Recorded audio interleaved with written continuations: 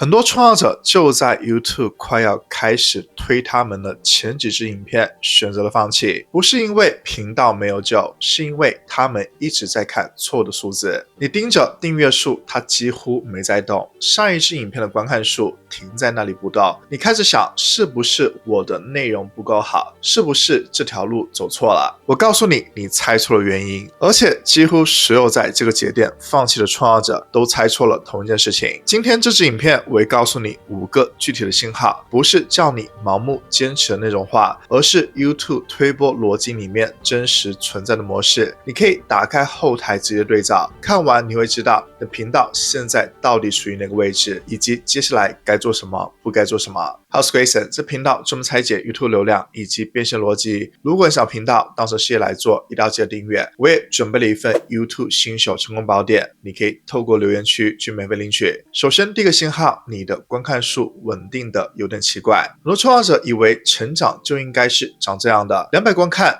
800观看、150观看、3000观看，忽高忽低，剧烈的震动。但是这不是动能，这是随机。当 YouTube 快要开始推的时候，你的数据通常看起来是完全相反的，很平静，400观看、450观看、500、550，慢慢的、稳定的往上走。大多数人看到这个会慌，没有爆发，感觉什么都没有发生。但这正是你应该要看到的。先理解 YouTube 它的测试逻辑，每支影片发出去之后， YouTube 不会直接的把它推给大量的人，它会先把你的影片推荐给小批他认为可能会有兴趣的观众，然后静静的去观察这批人他的反应，点击率够吗？完播率够吗？这些观众有没有继续在平台上面去看别的影片？这批人的反应就是 YouTube 决定要不要继续扩大推播的依据。所以问题来了，如果说你的影片的品质是忽好忽坏的，主题东跳西跳，发布影片的时间毫无规律，每次 YouTube 测试你得到的信号都不一样，它没有办法去建立一个清楚的受众模型，不知道你的影片应该推荐给谁，不知道哪一种观众看到你的影片会有反应。这种频道 YouTube 的处理方式就是保守，因为推错了对于他来说是有代价的。反过来，当你的数据开始稳定的往上走，代表每次 YouTube 测试你得到的信号都是一致的，它慢慢建立起了一个清楚的受众模型，知道你的影片是属于谁的，推出去的准确率也会越来越高，这个时候它才会真正的去开始加大赌注。翻译成白话文就这样，稳定上升的曲线不是没有爆发，而是 YouTube 在对于你的频道建立信心。所以你要问的不是这支影片有没有爆，而是这个月的28天平均有没有比上个月高。如果有，哪怕只有一点点，你已经在走向正确的方向上面了。第二个讯号就是新观众进来的方式变了。正常情况下，一个第一次发现你频道的人，通常只会看一支影片，甚至只会看一半，然后就离开了。这是很正常的事情，但是当你快要突破了，会发生一件不一样的事情。新观众点进来，连续看了2支、3支，他们点进你的频道页面，订阅，然后留下这样的留言：我不敢相信，我现在才发现这个频道。他们完全跳过了那个犹豫的观望阶段。这背后有一个很具体的平台逻辑。 YouTube 评估一支影片的价值，不是只看有没有人点进来，而是看这支影片有没有启动一段连续的观看。翻译成白话文就是，这个观众点进你的影片之后，有没有继续留在 YouTube 上面继续看更多影片，还是看完就关掉了。一个观众因为你的影片点进 YouTube， 然后接着又看了你的第2支、第3支的影片，这整段时间里面产生的观看数据都会被算进到你的信用里面。 YouTube 的后台把这个叫做连续观看启动，能够触发这个机制的影片，在首页推荐的优先度会比普通影片高很多。所以一个连看3支影片的新观众，对于你频道产生的信号是比3个各自看了1支然后离开的陌生人要强很多的。这就是为什么定位清楚的频道，新观众的行为会不一样。当你的影片主题一致，每支影片之间有逻辑连接，一个刚发现你的观众很自然的会去找下一支来看，因为他知道你的频道是在帮助他解决同一类的问题。当你开始收到我不敢相相信现在才发现你这类留言的时候，不要只是开心，要把它当成是一个后台信号在解读，它代表 YouTube 正在把你去推荐给越来越精准的观众，而这群人对于你的内容来说，它的反应是非常强的。下个信号就是你的流量来源开始变得看不懂了。你打开你的后台，发现有一些观看是从你完全没有预期的地方来的，也许是某个你根本不认识的频道带过来的建议影片的流量，你的曝光次数有大幅度的上升，但是观看数不一定马上跟上。很多人看到这个会以为是哪里出现问题了，这不是问题，这是 YouTube 在做它最核心的一件事情，受众群集测试。先理解 YouTube 它是怎么样去把你的影片推给谁的，它不是靠你填写的标签或者关键字，它靠的是观众的行为数据重叠。看过 A 影片的人同时也看过 B 影片，那这批人就形成了一个群集。 YouTube 不断的在所有影片里面和所有观众之间计算这种重叠，然后再根据这个决定这支影片应该推荐给哪些最有可能有反应的观众。当你的频道开始建立新的分数， YouTube 就会开始尝试去把你推荐给那些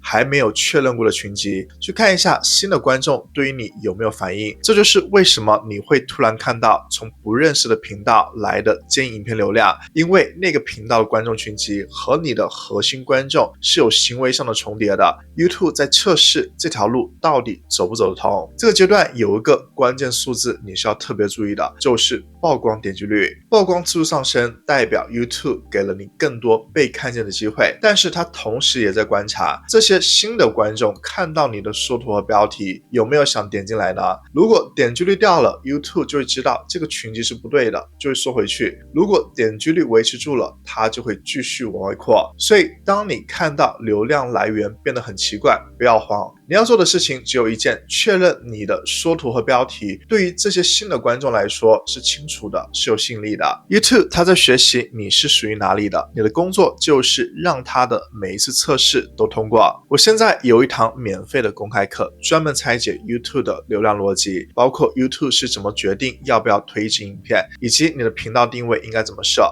才能够让 YouTube 快速找到你的精准受众。公开课的链接我会放到影片下方，你去输入邮箱就可以收到公开课的播放链接了。下个信号就是一支影片爆了，然后把整个频道都拉起来了。你发了一支破纪录的影片，观看次数是你平均值的好几倍，然后你发现了一件奇怪的事情，旧的影片也开始动了，原本停在几百观看量的影片突然跳到了几千观看量。很多人以为这是运气，是那一支影片刚好被推到了，不是的，这是一个非常具体的机制在运作。当你的一支影片表现超过了 YouTube 的预期， YouTube 就会做一件事情，它把这支影片带进来的这群观众拿去比对你整个的影片库，他在问自己，这群人除了这支影片之外，还有没有可能会喜欢你频道里面其他的影片呢？如果你的频道定位是清楚的，主题是集中的， YouTube 找到答案就是有，然后他就会开始去把你的旧影片推荐给这批新的观众，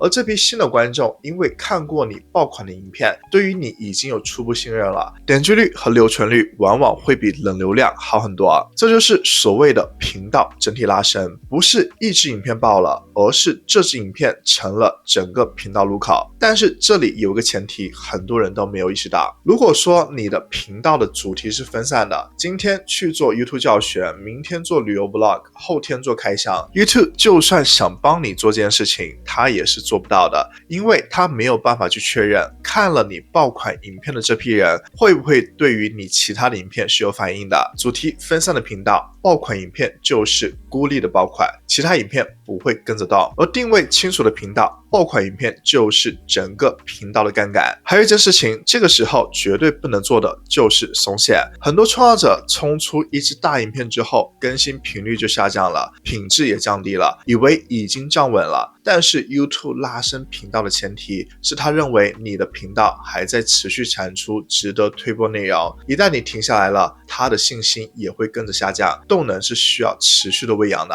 下个信号呢，就是那个一直挡住你的天花板破了。每个创作者都有一个天花板，你的影片到达了某个观看数就停止了，每次都是这样，像是有一个看不见的上限。这个天花板的存在其实是有很清楚的逻辑的。YouTube 对于每个频道都是有一个隐性的信任分数的，这个分数决定了他愿意把你的影片推给多大范围的受众。一个新频道信任分数比较低， YouTube 只会先小范围的测试，观看数的天花板自然是很低的。每次你的影片通过测试，点击率够高，留存率够高，观众看完还会持续的在平台上面继续待着，这个时候你的信任分数就会慢慢往上加。天花板不是固定的，它是你和 YouTube 之间信任关系的反应。当 YouTube 开始把你推向新的受众群集，就代表他的信任分数对你提高了，他愿意冒更大的风险来测试你。第一次测试通过，天花板往上移一格，第二次又通过，再移一格，这个过程不是线性的，它是复利的。原因是这样，每次你通过一个新的受众群集测试， YouTube 不只把那个群集的人加进来，他还把这个群集里面和你原本核心的受众重新比对，找到更多行为重叠的人，再拿去测试。每通过一轮，可以测试的潜在受众范围就是更大的。这就是为什么很多创作者都会说，频道起飞之后好像什么都变得更快了，不是运气变好，是复利在运作。你需要做的就是持续通过每一轮测试，不要在中途让你的信任分数掉下来。 YouTube 它是一个长线的平台，你今天做的内容可能会在2年之后还在为你累积新的分数，带来新的订阅。这不是叫你盲目的坚持，是因为平台的机制本身就是这样设计的，利于长期耕耘的创作者。现在我想让你去做一件事情，打开你的 YouTube 后台，不要看今天这支影片它的观看数，去看你的28天平均，然后跟上一个28天比，有没有往上走，哪怕只是一点点。如果是有的，你已经就在动能里面了，你只是不知道。这5个信号你现在看到了几个？如果现在是1个，你在打基础；如果你看到了2到3个，那么你很接近了。如果说你看到了4到5个，你已经在动能里面了。现在你最不应该做的事情就是停下来。很多创作者在这个阶段流量开始动了，却不知道自己同时在犯哪些错误，然后把好不容易建立起来的动能自己砍掉了。所以在下一支影片里面，我整理了2026年 YouTube 演算法最讨厌的6件事情，不是理论，是你现在可能正在犯的实际错误。你只要犯一个，你的频道就非常危险了。